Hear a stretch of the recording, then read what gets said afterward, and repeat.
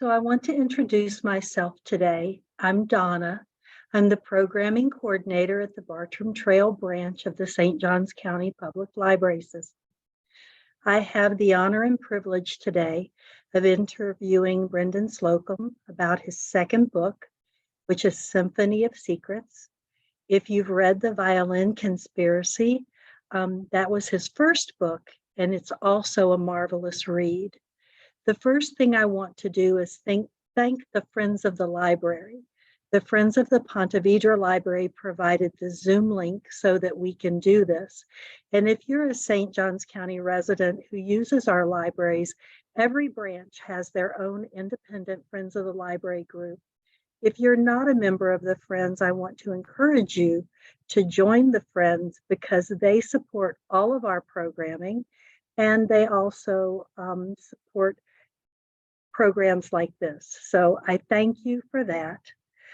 Good afternoon, Mr. Slocumb. Let me congratulate you on your second book. And I just want you to introduce yourself for a minute and say a little something about you. Sure. Hey, Donna, how are you? Please call me Brendan. Mr. Slocumb. I'm no longer in a classroom. You don't have to. Please don't do that. My name is Brendan Slocumb. I'm from Fayetteville, North Carolina. I was born in Yuba City, California. I currently reside in Washington, D.C. I have been a private school music teacher for, I think, 24 years. I'm no longer in the classroom. I enjoy long walks on the beach. Unfortunately, it takes 3 hours to get to a beach from Washington, D.C. I'm a violinist. I am playing in the Alexandria Chamber Music Society. I am the conductor for that group, and I play violin. I had to recently give up my post as concertmaster for the Nova Annandale Symphony Orchestra because I was traveling so much. I just couldn't make all the rehearsals and performances scheduling. So I miss my regular playing, but it's cool. My violin is sitting right over there. I've written 2 books, and I'm currently hard at work on my third, and I am pleased as punch to be here today. Well, thank you. I had 13 lovely people come to a book club about this book last Friday at the Ponte Vedra Branch Library. And I want to hold the book up because this is such a pretty book. The ladies have questions about your book cover.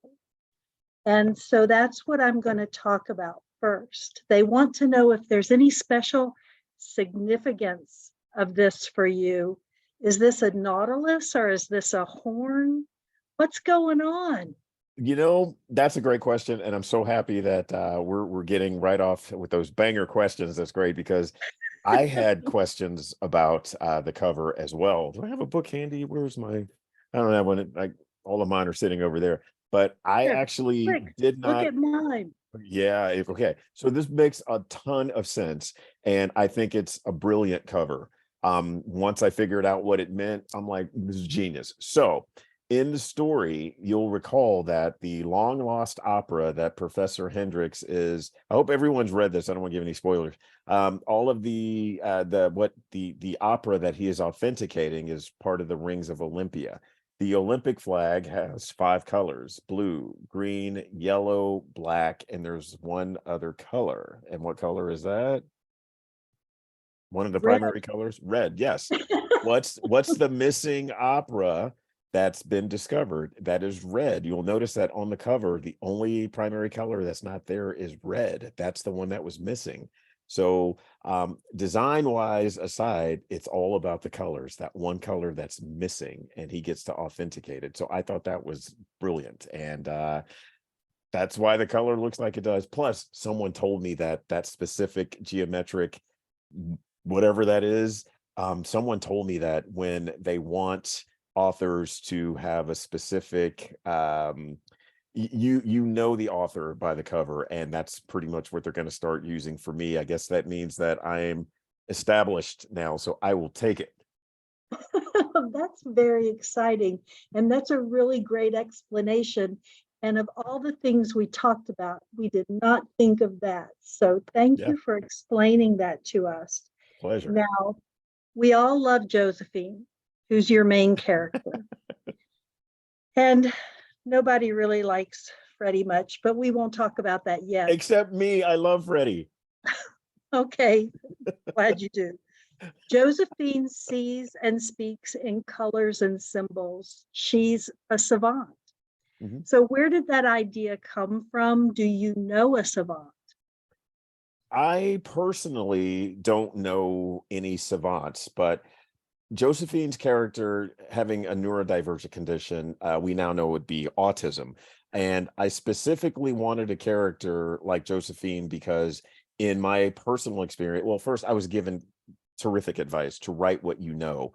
When I was, teaching, I taught a couple of kids who had autism, and they were phenomenal musicians. They both played violin and they were great. My nephew lives with autism. My best friend's brother lives with autism. One of my best friends who actually got a ton of information during research, Jen, her son, Jake, lives with autism, and she is the person that I consulted with very heavily as far as mannerisms and everything for Josephine reactions. So I did an acknowledgement to her in the back of the book, and she was instrumental. There's a little pun there, instrumental.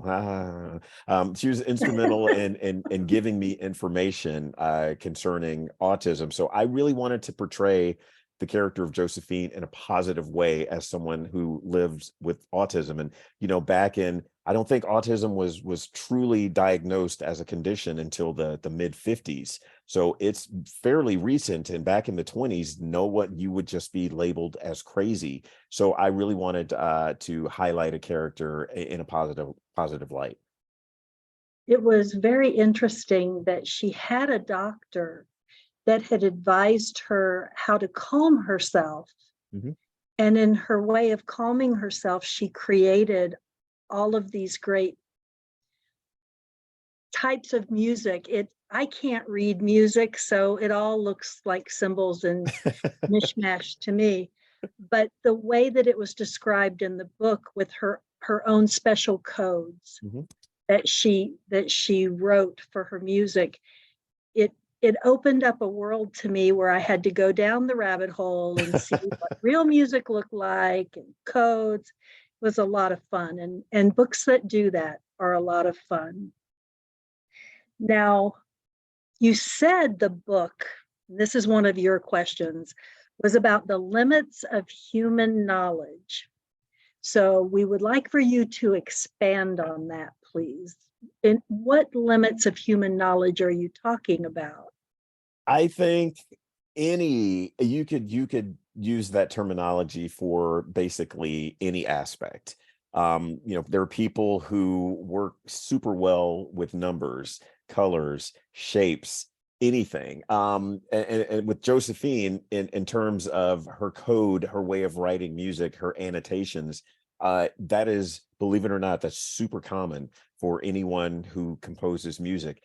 To the average person looking at it, it might look like an elaborate piece of art, or it might look like a second grader scribble. But to the composer, it means it's a map, and it makes perfect sense.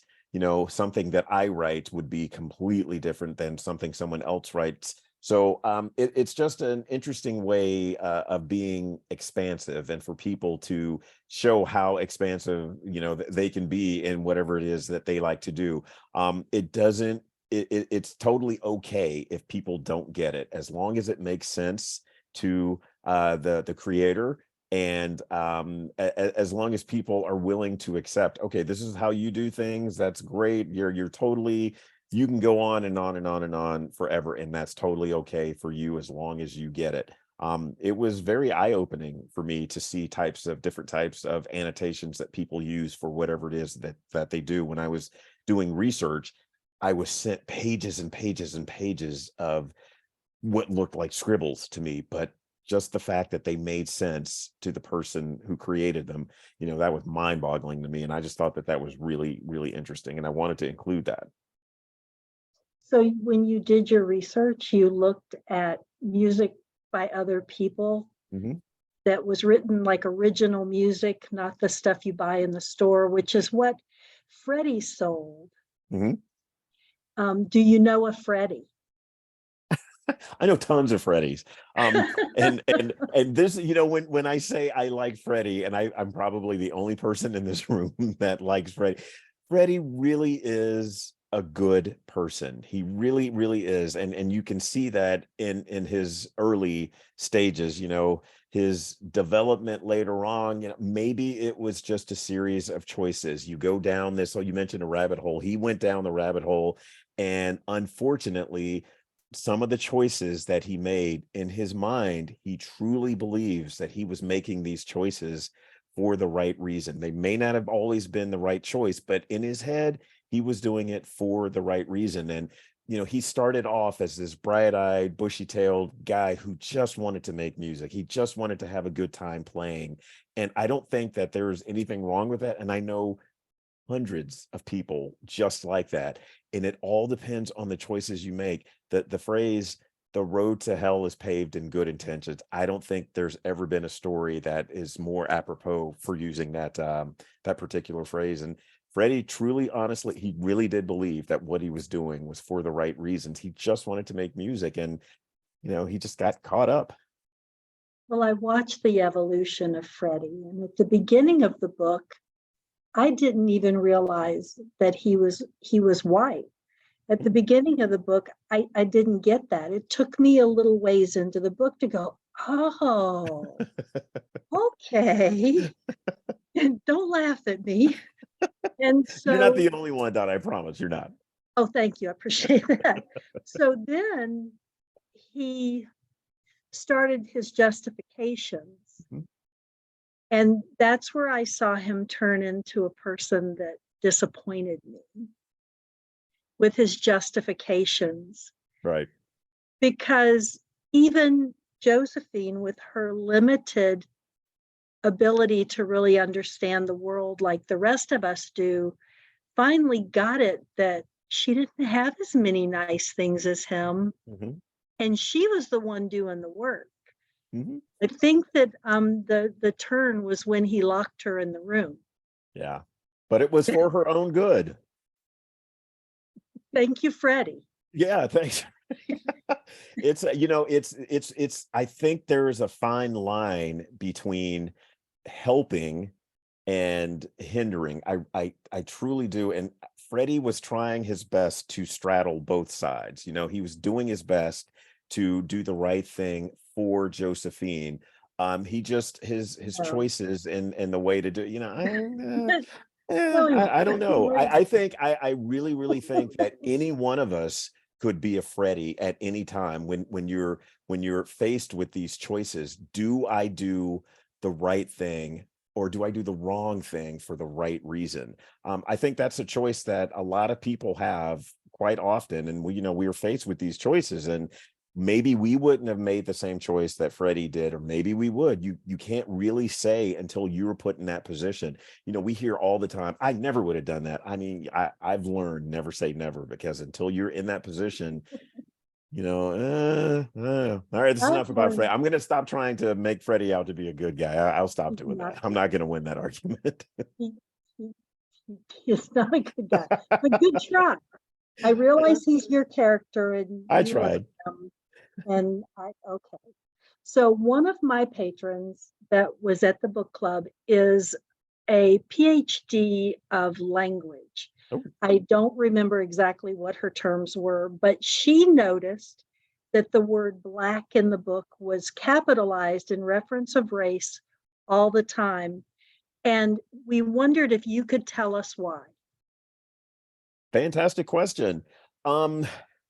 A couple of reasons, not all that I am happy with. I feel like, and I go along with what the higher ups say and the higher ups do.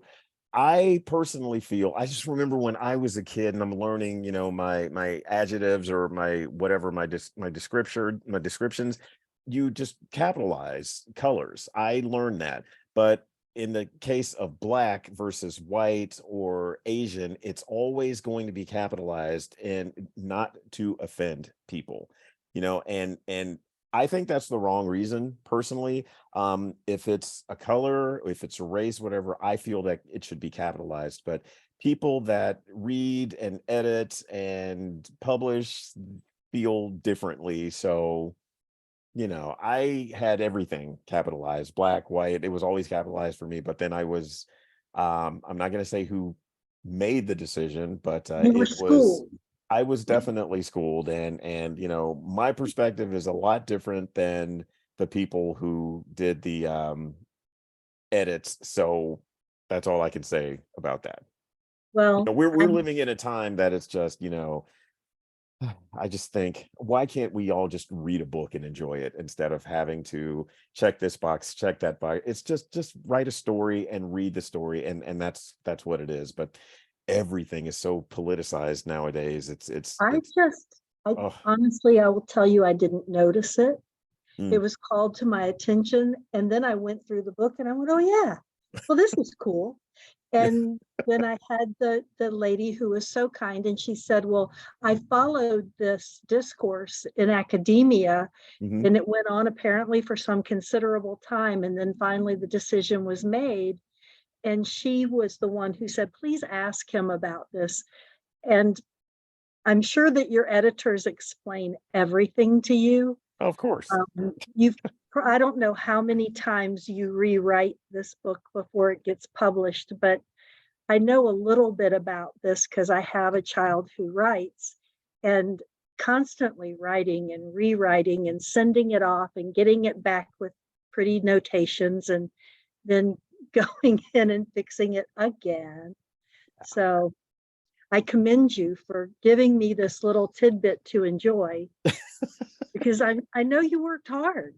Yeah, I just want to write a good story that's entertaining. That's all. I'm not trying to send any political messages, or I'm not trying to satisfy anyone's, people. And this is the thing that I find so rich. People who sometimes, and I'm not speaking about anyone in particular, but sometimes people who don't look like me tell me what's offensive to me and what I should be doing. And I'm kind of like, what planet does this come from? What?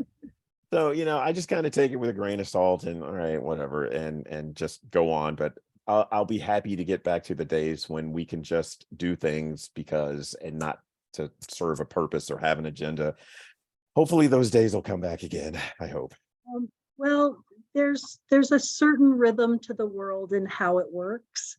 Yeah. And I agree. I like it when everything is much calmer.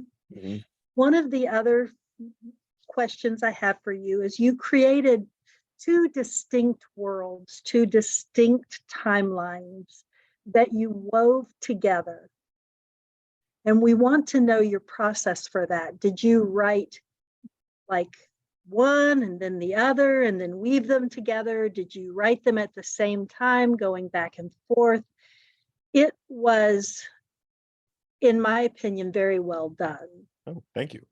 And I love the descriptions of the 20s and the speakeasies and all of that. I'm sure that you experienced time travel. Yeah, it was actually quite interesting for me to do with the research in the 20s era. I mean, I researched everything from attire to food to language to, I mean, that it was, Black people couldn't go certain places, and I had to make very certain that when I was writing certain scenes, well, Josephine would not have been allowed to go here, and Josephine and Freddie together, they could go to a mixed race place and it was acceptable, and other places it was completely unacceptable. So I really did have to do specific research into making sure that everything was accurate in terms of that. And it was fun. It was a lot of fun because I feel with the time jumps, you can tell a much bigger story, and you can expand, in the past. And it was really important for me in this particular story to have so much going on in the past so that the future made sense. This is why things are the way they are. This is why we feel this way. This is why they're taking this particular course of action because of what happened in the past. And I actually don't write linearly. I started off with Burn in the present. And then I went back and did several Freddie and Josephine chapters. And then once I got to a certain point with both sets of stories, then I started to go back and forth. Okay, I'm going to jump to Freddie now back to Burn in the present, now back to the past. But I actually had to write, I'm going to do all present and then all past, and then I came back together to do the alternation between the two. Well, the consensus was we all loved Byrne. Oh, good. Whew. We all thought he was great. No Freddie, huh? No, still no. We loved his self-doubt. We loved all of the things that made him, he felt like a real person who was suffering from a little imposter syndrome. Because he was doing something that he totally loved, and it was like he was afraid to even move, afraid the dream would shatter. That's just the feeling that was talked about, how much he enjoyed that, the opportunity that was presented to him. And of course he thought Delaney was, a god, which that was painful. Brendan, why did you do that to us? Because it's real. It is real. When you hear never meet your idols, that is, I fortunately I've not met anyone that I revere that has turned out to be whatever, but in terms of Byrne, I'm so happy you said that he felt real, because he is. I based the character of Dr. Kevin Bernard Hendricks on my late brother, Kevin Bernard Slocumb. He passed away in 2021, and I used his personality, his characteristics. I would talk to my siblings and to my mom. It's like, can you tell me something that I'm missing about Kevin? Give me a personality trait. And, they would all say the exact same things. If there was a wrinkle in his shirt, didn't matter what time it was, he would take it off and iron it. He's constantly checking himself, just his passion for music. I wanted that to come through. I wanted his kind, caring personality to come through, to pay tribute to him. So I'm so happy to hear that he felt real. He was real. He is real. And in terms of going, with the whole disappointment and Delaney from Byrne, that is real. That is a real emotion that we can all tap into. We all have experienced, grave disappointment, something that we were just expecting to be phenomenal, and then it turns out, oh wow, that was really disappointing. We can all relate to that, and I'm trying to tap into those emotions that are real. I want everything to be as authentic as authentic as possible. And I'm going to say to anyone who reveres anything that I write, and you're like, oh man, I can't wait to meet Brendan, and then if you meet me, you're like, oh wow, that guy sucks. I hope that doesn't happen, but I'm trying to build up the anticipation in these stories so that if someone actually, I do have the pleasure of meeting all of you wonderful supporters in person, I hope you can say, whew, fortunately, he was as cool on the screen as he is in person. I hope so. But, we can all relate. We can all relate. You can let us know when this one's going to be a movie. Fingers crossed. I hope someone picks it up. I hope so. I loved Ebony too. And I loved her because she was a tough girl. And you did a good job with that. Do you know Ebony? Yes, absolutely. I've had Ebony described to me by certain friends. She is the person that I want to be best friends with. I want to channel my inner Ebony so that when I feel like someone's trying to, take advantage of me, or if I'm being a pushover, I can channel my inner Ebony and stand up for myself and really go for what it is that I know to be right. And she's actually based on a friend of mine that I used to teach with in Pennsylvania. She was smart. She was beautiful. She was no nonsense. And it's just, I was like, this is a perfect character trait for, I think it would be a perfect counter for Byrne. And, I thought they worked really well together. And Ebony, I will say that the magic of editing, this is where my editors are so phenomenal. In the beginning, Ebony, every other word out of her mouth was an F-bomb. And I was told that less is more. I didn't believe it until I actually went back and studied her character. I'm like, you know what? Yeah, she's too smart for this. She doesn't need to cuss every 5 seconds. No, we get it. We get you're a tough, smart chick. We get it. We get it. So I'm so happy that they pushed me not to make her more foul-mouthed than she was. I loved the portion where they meet Josephine's family, Mhm. and Ebony just bonds. And I've seen that Good. in I'm my glad. life between people. Mhm. It was fun. It was fun to read. You And know, I'm so happy you said that too, Donna, because Murtis, Sandra, Peggy, Judy, Kay, those are my aunts. That is my paternal, that's my paternal side of the family. And I could hear those conversations. The personality trait, that was my family. And unfortunately, only my aunt Murtis is alive right now. And my cousins, when they read this, they were like, oh my God, you nailed mom. That was so, that was it.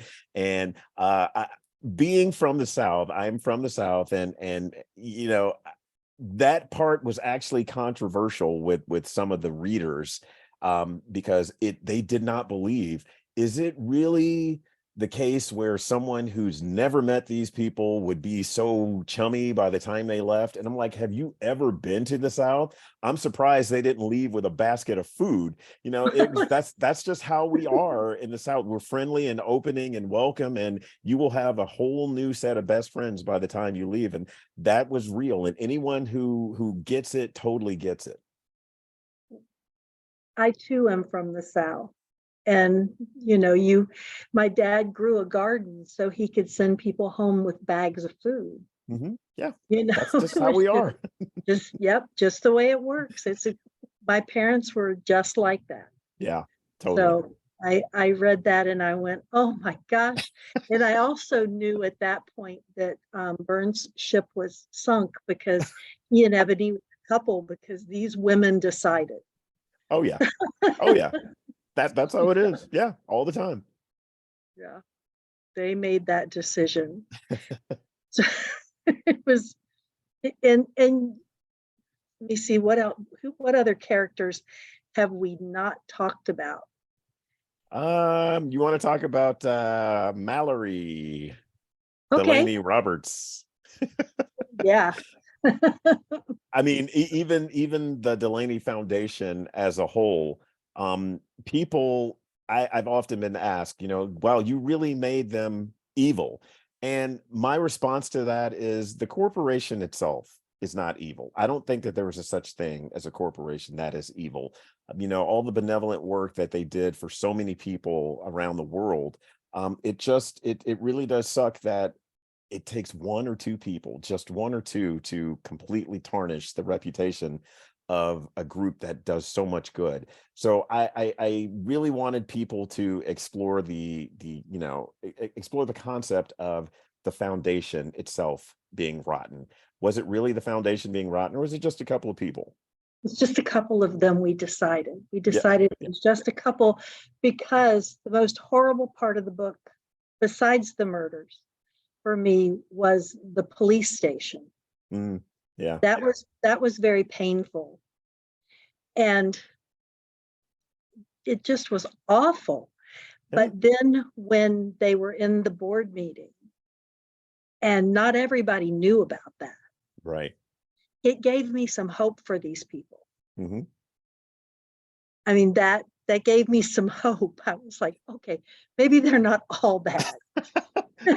That is exactly the reaction that I was going for, because it's like, oh, okay, well, there's a couple of them that are okay, so maybe they're not so bad after all. And yeah, I mean, that's how it is. And as far as the scene with the police station, for people who look like me, and I can only speak from my perspective, I know that the audience that I'm reaching, I totally understand that is not something that a lot of people would be able to relate to. Unfortunately, I can relate to it, and that is as accurate a description as I could give. And other people have said to me, yeah, that's how it is. Unfortunately, you hit it right on the head. And other people are often in disbelief. They're like, no, would it really be like that? Would they really do that? And I'm just kind of like, yeah, you would never experience that. But I'm happy that you actually read through it, you powered through it, and then you ask about that perspective. You ask about a different perspective than your own. Donna, when we were talking off camera, you mentioned that you were in a bubble.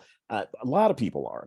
Everyone is in their own little bubble, and it's always a good idea, in my opinion, to get outside of that bubble and say, what is it like for everyone else who doesn't live the same way that I do, this, who doesn't have the same people, who don't have the same zip code, people who don't have, the same complexion as I do. So I always applaud anyone who can read uncomfortable things that way and gain a different perspective from it. It's totally, you'd have to, I don't know where you would have been, what rock have to be under to not know that these things happen. Yeah, there are people that have there big are rocks. people that are very unkind for no apparent reason. Mm-hmm. It just sometimes happens. And the only thing I can do is just not be those people, because I can't fix them. Right. But it starts with an acknowledgement and understanding. That's where it starts. And if you're open to acknowledging it, then healing can take place. I just think that our world is so much better. I grew up in a segregated South. I lived through desegregation, and it is so much better now. And it's still hard, but I can't think of a time in history where life and change hasn't been hard. Absolutely. And I'll wait for you to tell me. No, I'm not going to disagree at all. I'm right there with you. Well, let me look at my notes real quick to make sure I've not missed it. Oh, who was your very favorite character? And if you say Freddie. So not fair. I'm going to call your mother. Since I can't say Freddie, even though if he were an option, he would be my favorite, only because Freddie he went through so many changes. And I really think so many people can relate to that, going through different things to shape who you are while trying to maintain, your core personality, which I really think is good, but it's just those choices that we make. So if it's not going to be Freddie, I like Byrne. I like Byrne because he also went through a number of changes, and I think all for the better. He was, for lack of a better term, he was really naive. He was really naive about the world and people, and how everything you see is not really how it is. You've got to look at things through a different lens, and not everything is going to be cut and dry. And the fact that it didn't break him, and he totally evolved in a good way. So I'm a fan of Byrne. I like Freddie better, but I'm a fan of Byrne. Well, Byrne too had his own little bubble. Yeah, very much so. Because he just lived. I mean, I loved your descriptions of him listening to the different pieces of music, and how he, what's the word, like he would be like, well, I can't listen to that right now because I like it too much. Yeah, that actually happens. That's real. Oh man, that's real. It sounds like he's talking about, I can't have the chocolate cake. No, have the cake. Have the cake. So I don't know what to ask you next. And I'm wondering, no one who is watching has typed any questions in the chat to help me out. So if you could type your question in the chat, then I can answer it, or ask it, not answer it, ask it.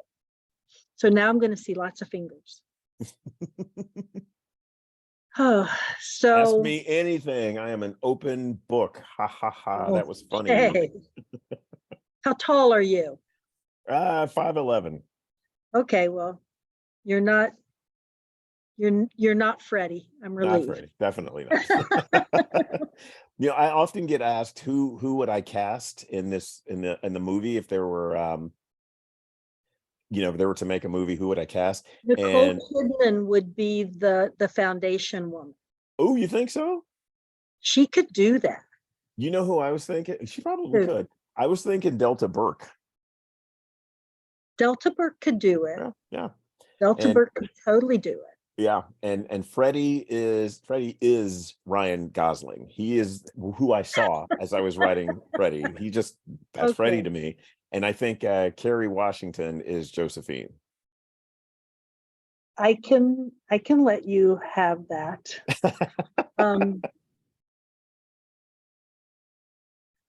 I was checking to see if anybody had sent me any questions. My one of my daughters, who's a writer, is watching. Oh, Yeah, she's not writing books. oh, someone asked what are the action figures that I'm collecting? Oh my gosh. You had to get into that when you open that can of worms. I am an avid comic book action figure freak. This is just the ones that I have on display behind my my desk there, And your boxes of comic books. I do. Those are some of my posters, and I've got more statues over there. And in my closet over there are just a ton. I mean, they're just and these are all boxes of comic books stacked up to the ceiling. Yeah. I'm a total fanatic. And on my desk here, I keep those two figures just because I like to look at them. And whenever I'm stuck on something, I just say, hey, what is, or I look at them like they're going to give me an answer, and they never do, but Oh,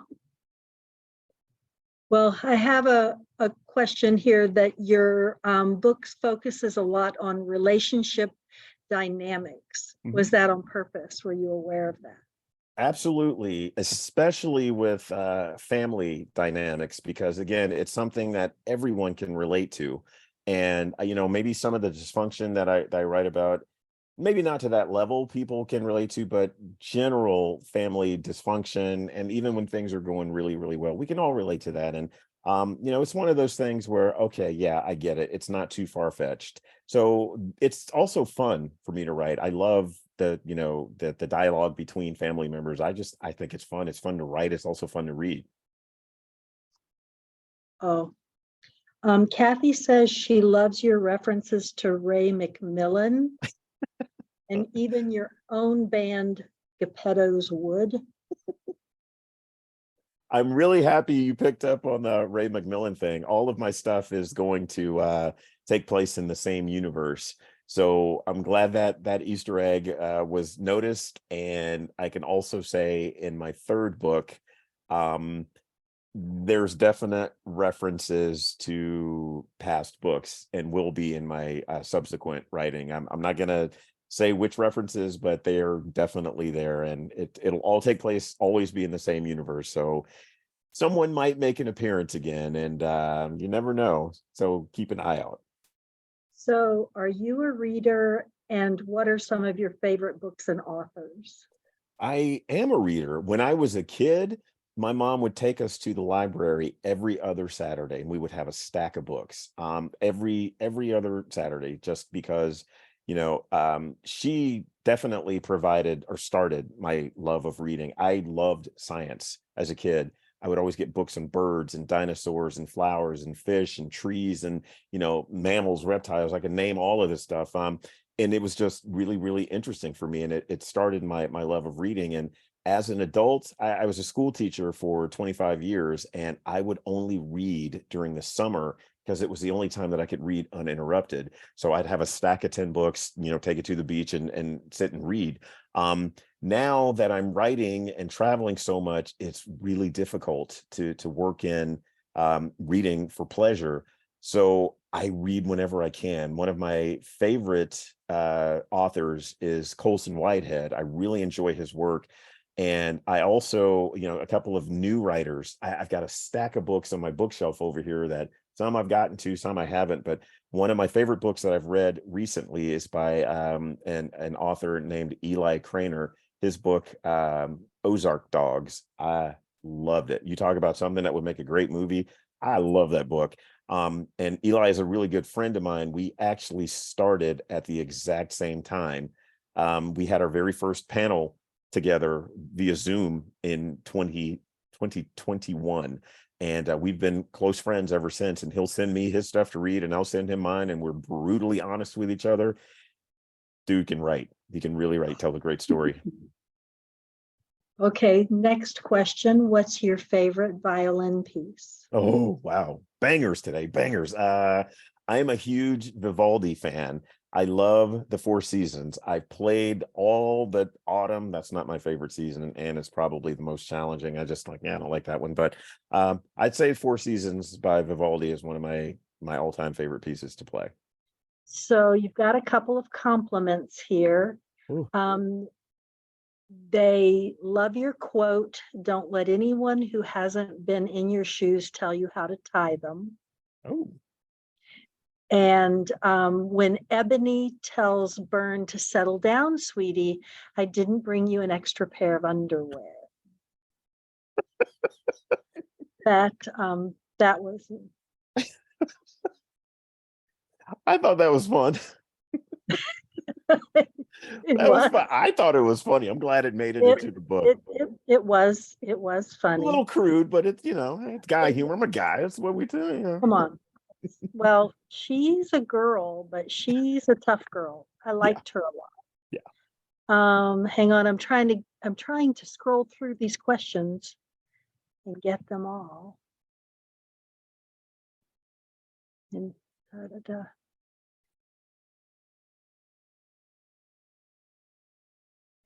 Okay, Kathy wants to ask about some of the language, but I don't know what specific she doesn't say. Your next book, does it have a title or is it a secret? I will say that my next book, I'm currently working on it. I'm actually going to start chapter 5 today, and I started last week. It does have a title, a working title, but I'm reluctant to say because every time I title something, it gets changed. So I don't want people to say, "Oh, Brendan Slocumb's book, what is that?" I don't know what that is. So I'm a little reluctant to say, but I will say everything that I write is going to be in the same universe, in the same musical thriller genre, and it is about a cellist and witness protection. I will. Oh, say that'll that. be fun. Yeah, I hope so. I hope so. Yeah. Who inspired you to write your books the way you write them? Music is your universe. We get that. And Yeah. I love that because it's not something I know a lot about. So it opens up new worlds to me. But who inspired you to do that? I was given fantastic advice. The first thing that I wrote was a science fiction novel, and I did that like 20 years ago. I still love the book. It's awful, and I've been told that it's awful, but the story itself is good, but my writing is terrible.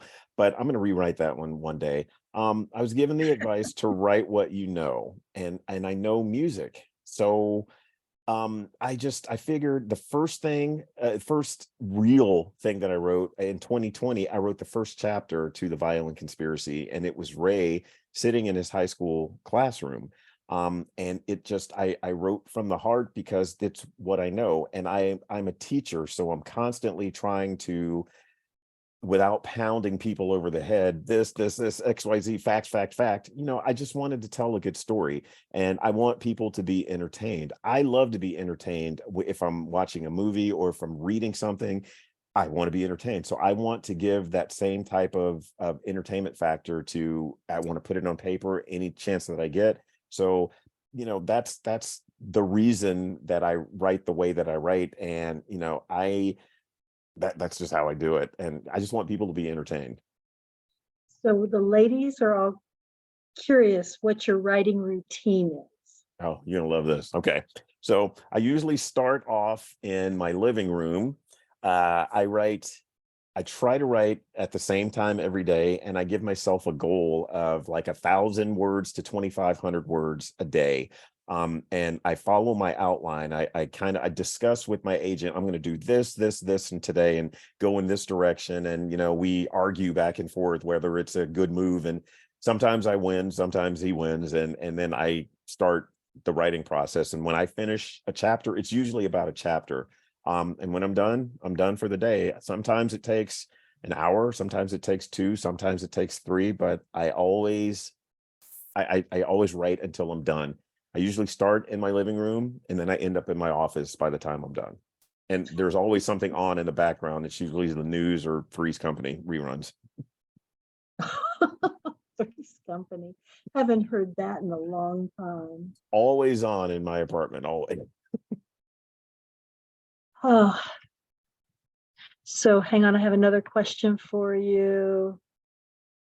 Great job using authentic language from the 20s. Freddie often said things were swell, and Josephine referred to as colored. Everything was so authentic for that time with both white and black characters. I thought it was a question. It was just a, hey, you're great. Oh, that's nice. Thank you. Yeah, I was definitely going for authenticity. I looked up terminology for, slang for the 20s and attire, what music were people listening to, what did people cook? And some of those dinners that Josephine made, I literally took those from the research that I did. They would have had, boiled potatoes as opposed to, like a baked potato and just stuff like that all the time. I wanted to make sure that it was accurate. Well, we appreciate that. But I wish you could have made Freddie not quite so nasty. You just hate Freddie. I love him. I'm getting a Freddie tattoo right here. Oh, feel bad now.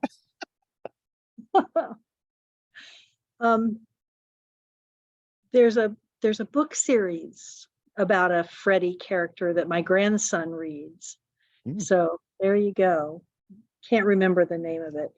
I wanted to share one thing with you because I read a book years ago called Born on a Blue Day about an autistic person. And it was really eye-opening to me. And one of my son's college roommates had Asperger's, and he was very high functioning. And he actually is a pilot, which might surprise you. So Josephine's talent was not a surprise to me. And I think that that's the message that I took from your book, is that everybody has their talents and their place except for Freddie. Of course, except Freddie, of course. Except Freddie, because he's the bad guy. Are there any last words that you want to leave us with today? Well, as I'm scrolling through the questions as well, I'm trying. No, it's fine. It's a tough. There's a lot going on. It was great. I did some fantastic questions. In terms of was it difficult to find a publisher? I tell you, when my agent went and I finished the book and he took it out to try and sell, the first publisher that he took it to was Simon and Schuster, and they completely passed. And they were like, yeah, this is garbage. We don't want anything to do with this. And the second was Penguin Random House. And they loved it. So it's one of those things where had I just given up and said, okay, well, what I'm done, just, this never would have happened. And I say to anyone who is looking to do something, whether it's writing or singing or dancing or, culinary arts, whatever it is that you do it because you love it, and absolutely never, ever, ever, ever, ever give up. Never give up. Never. Regardless of no matter how many times you get knocked down, never, ever, ever give up. I am living proof that it can be done. I am living proof that it works. Just you've got to be persistent. You've got to do it because you love it and you believe in it. Never give up. Yeah. But I bet you love teaching too. Oh, I do, and I miss it. I really do miss it. Yeah, I wouldn't have stayed in it as long as I did if I didn't absolutely love it. And You know, my students, when they say the best thing in the world, when they come up to me, you know, 25 years later, kids that I taught this kid when he was in third grade, and you know, he's in his 40s now, and he said to me, I am so proud of you. And that is the best feeling in the world, knowing that these kids that I watched grow up, who are now adults, they're actually proud of something that I did. And it's just it's the greatest feeling. And I'm truly, truly, truly blessed, not only to have this success, but to have the support of people like you guys. You know, you could be doing anything on this beautiful Thursday afternoon in DC. It's beautiful. I don't know about Florida, some rain going on there, but I you know, you could be anywhere, but you're right here, right now. And to me, I am so eternally grateful for the support that I'm receiving. It's just, I mean, I can't thank you guys enough. Well, your example to your students is a great thing, Oh, because you probably talked about writing a book while you were teaching, and then you actually published two, and now you've got a third one coming out. So that's really exciting. yeah, yeah. And they Wow. I can mean, you say, put it that way, this yeah. this guy tried to teach me music. You know, people often ask me, they're like, so are any of your students, have they gone on to be professional musicians? Not a lot of them, but the thing is, they all still, they tell their kids, you know, they tell their kids stories about what we played when they were in high school, or experiences that they had. And something will come on the radio. It's like, oh, I played that when I was in high school. And the kids don't believe, there's no way you played that. Yeah, we did, you know, and this is the composer, and this is what he was talking about. Yeah, we did so many things as a group, you know, and things like that, those experiences that they're going to be able to pass down to their kids and just know forever. And the kids that I taught in 1999 have the exact same stories to tell as the kids that I taught in 2009. So we're all interconnected and all one big happy family. And just being able to facilitate that and be a part of it, it's one of the greatest things that I've ever had the opportunity to experience, you know. And in my second career as a writer now, I'm reaching so many people that I never would have had the opportunity to reach otherwise. And it's it's it's like a dream come true. It's amazing, and I'm having the time of my life. Well, that's wonderful. It's always great to do what you love. I'm fortunate because I get to do what I love, and I love libraries, and I love recommending books and finding great books and all that sort of thing. And you've helped me to do that. So I Oh, appreciate it. thank I'm you. going to bring today's program to a close. And I'm going to say goodbye to all of our friends who were kind enough to join us today. I thank you very much. And I thank you, Brendan, for giving us your time and all of your words. And this will be available on YouTube. I am not sure exactly when it will be posted, but once it's posted, I'm sure that we can let you guys know if you want to sit through it again. We can talk about how awesome Freddie is. No, just let's talk about Burn. Well, we can talk about him too. We Yeah. can talk about Burn and Ebony's children. Oh, well, that might be a good premise for next book. Okay, let me write that down. Offspring, I'll call it that. All right, here we go. See, I write it Thank down. you so much for joining us today. And Thank you. hopefully we will recreate this next summer. Looking forward to it. Thank you. Thank you. Thank you, guys. Appreciate it.